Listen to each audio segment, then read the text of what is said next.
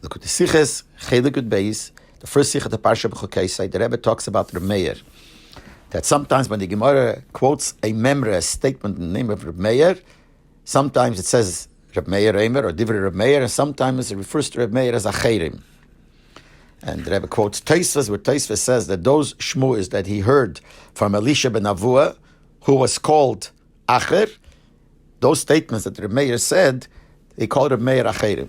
But then the Rebbe explains that Rebbe Meir is called Acheirim because this represents his Shita Bichlal.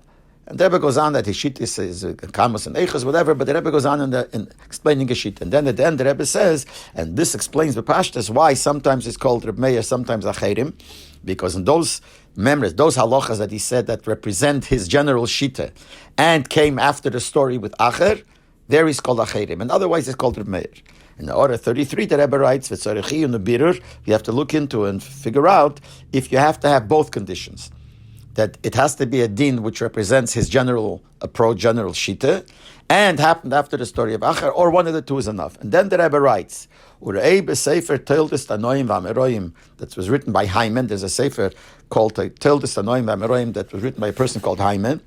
So the Rebbe says, look there, and he says, Rebbe Meir niske b'shem Acheirim, that there he quotes that Rebbe Meir is referred to as Acheirim, and it says a whole list of places in Shas where Rebbe Meir is referred to as Acheirim. Now, I know there are some people who ask that there are more places where Rebbe Meir is referred to Acheirim.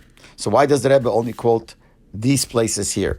So I just want to say how it happened. When the Rebbe was Magiya the Sicha, he wrote those words, Tzarichiyu Nebirur, whether it has to be both conditions or not. And then the Rebbe wrote, Urei b'sefer tildes tanoim v'ameroim haiman, she'Rebbe Meir niske b'shem Acheirim. And then he made a colon.